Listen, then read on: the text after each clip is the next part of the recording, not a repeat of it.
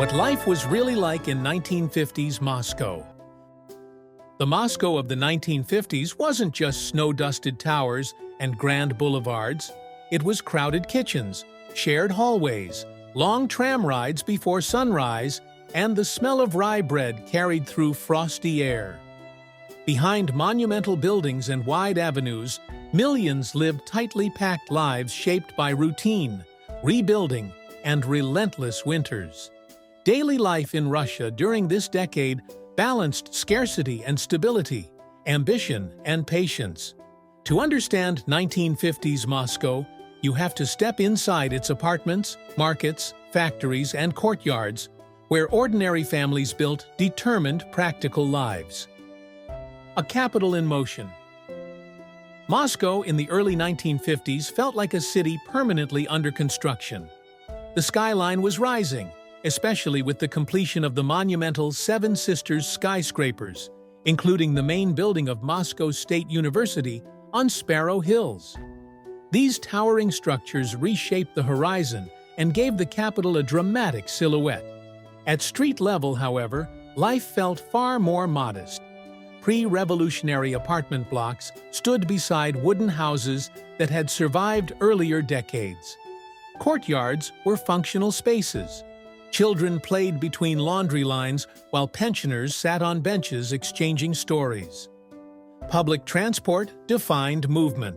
Trams rattled along steel tracks.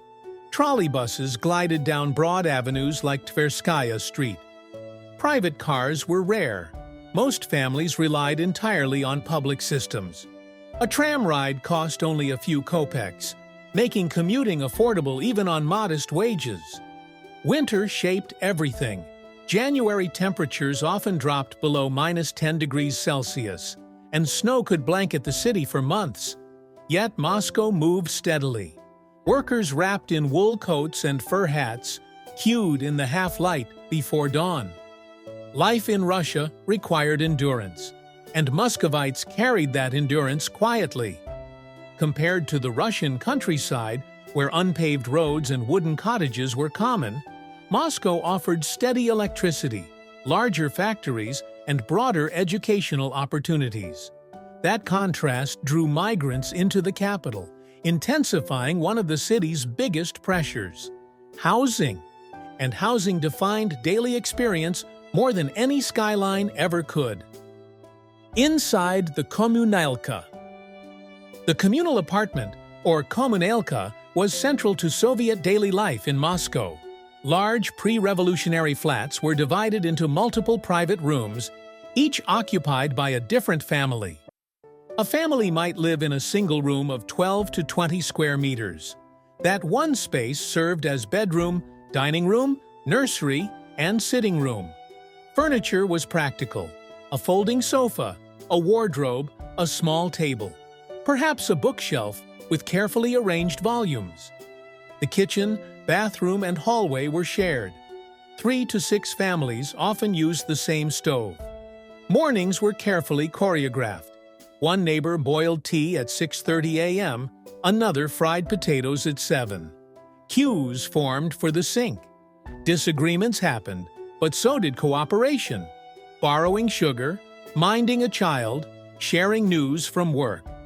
Rent was low and heavily subsidized. Housing costs typically consumed a small portion of income, sometimes under 5% of wages. The real cost was measured in privacy and compromise. Even within cramped conditions, families created warmth. Patterned carpets hung on walls for insulation. Embroidered curtains softened windows. Framed photographs added personality to limited space. By the mid-1950s, a new housing solution began to transform the city and expectations. The promise of the Khrushchevka. 5-story concrete apartment blocks known as Khrushchevka began appearing across Moscow in the later half of the decade. These buildings were modest, but for many families they represented independence. A typical apartment measured between 30 and 45 square meters. Kitchens were famously small, often just 5 or 6 square meters, but they were private. For families leaving communal apartments, Even a compact kitchen felt liberating. Bathrooms were combined, ceilings lower and walls thin. Elevators were absent in 5-story blocks, so residents climbed stairs daily. Yet the appeal was undeniable. Your own door, your own stove, your own schedule. Central heating systems warmed radiators in autumn. Windows were simple, sometimes drafty, but reliable electricity and indoor plumbing marked a clear step forward in urban living. Receiving an apartment could take years. Waiting lists were organized through workplaces. When keys finally arrived, families celebrated with tea, bread, and perhaps sweets saved for the occasion. Housing shaped domestic life, but what filled those kitchens and cupboards mattered just as much. Food, prices, and everyday meals. By the 1950s, rationing from the previous decade had ended, and food availability gradually improved. The dinner table in Moscow was simple but structured. Bread was central, dark rye loaves, dense and filling. A loaf cost less than a ruble. Potatoes, cabbage, carrots, and beets formed the base of many meals. Borscht simmered on stoves. Buckwheat porridge or kasha was common at breakfast. Milk and kefir were sold in glass bottles. Sugar and tea were staples in nearly every household. Sausages and cuts of meat were available, but not abundant. When shipments arrived, queues formed quickly outside shops. Outdoor markets brought seasonal variety. In summer, tomatoes and cucumbers arrived from southern regions. Berries filled wooden crates. Families preserved vegetables in jars during autumn to stretch supplies through winter. Average monthly wages ranged roughly between 600 and 900 rubles depending on profession. Basic groceries were subsidized, keeping essential foods affordable. Luxury items, coffee, certain sweets, imported goods, were rare treats. Lunch was often eaten in workplace canteens. Soup, bread, mashed potatoes, perhaps a cutlet. Dinner was the main family meal, eaten together when possible. Meals anchored routine, but work structured the entire week. Work and the daily schedule. The workday began early. Factory whistles and alarm clocks sounded before 7 a.m. Shifts typically lasted 8 hours, 6 days a week. Saturday was often a working day, though sometimes shorter. Moscow's industries included engineering, textiles, construction, and manufacturing.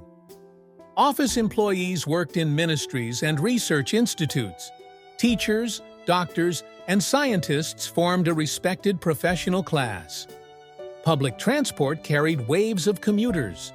The Moscow metro was both efficient and visually striking. Stations, such as Komsomolskaya Station, featured chandeliers and decorative mosaics, turning daily travel into something unexpectedly grand. Wages covered essentials comfortably, but saving required planning. Families saved for radios, sewing machines, or furniture. Televisions were rare early in the decade, but gradually became more visible by the late 1950s. Evenings, however, belonged to home life and to culture. Culture and evenings at home. Cinema was one of the most popular forms of entertainment. Tickets were inexpensive, and film screenings drew steady crowds. Theaters offered plays and ballet performances accessible to many urban residents. Attending a performance at the Bolshoi Theater was considered a special occasion. Families dressed carefully, even if wardrobes were limited. At home, radios provided music and storytelling.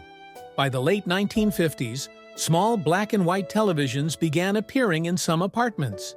Neighbors sometimes gathered together to watch, turning private living rooms into communal viewing spaces once again. Books were treasured possessions, libraries were widely used, and bookstores stocked Russian literature and technical manuals. On Sundays, families visited parks such as Gorky Park. In winter, ice skating was popular. In summer, paddle boats and shaded walks offered relief from city heat. But the seasons themselves shaped Moscow more than any schedule. Winter and summer in the city. Winter in Moscow was intense and defining. Snow accumulated quickly, and icy sidewalks required careful steps. Residents wore thick wool coats, fur hats, and felt boots known as valenki. Apartments relied on centralized heating. When radiators warmed, interiors could become surprisingly comfortable despite the cold outside. Children built snow forts in courtyards between apartment blocks. Summer brought a dramatic shift. Temperatures often rose above 25 degrees Celsius. Windows opened wide. Markets overflowed with herbs and berries. Families boarded trains to small countryside cottages known as dachas. These summer trips blurred the line between city and rural life. Many urban residents maintained connections to the Russian countryside, growing potatoes and cucumbers to supplement their diets. The contrast between icy January mornings and warm July evenings created a rhythm unique to life in Russia's capital. Within that rhythm, children were growing up in tightly knit communities. Family and childhood. Family life anchored daily routines. Multi-generational households were common, especially in communal apartments. Grandparents often helped raise children while parents worked long shifts. Schools emphasized mathematics, literature, and science. Classrooms were structured and disciplined. After school, children played in courtyards under neighbors' watchful eyes. Toys were simple: wooden blocks, dolls, handmade items.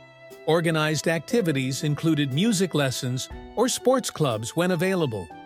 Ice hockey and football gained popularity among boys, while girls often attended dance or music classes.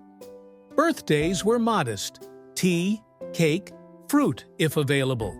New Year's celebrations were especially important, featuring decorated trees and small gifts. Clothing was practical. Many garments were sewn or altered at home as children grew. Shoes were repaired rather than replaced.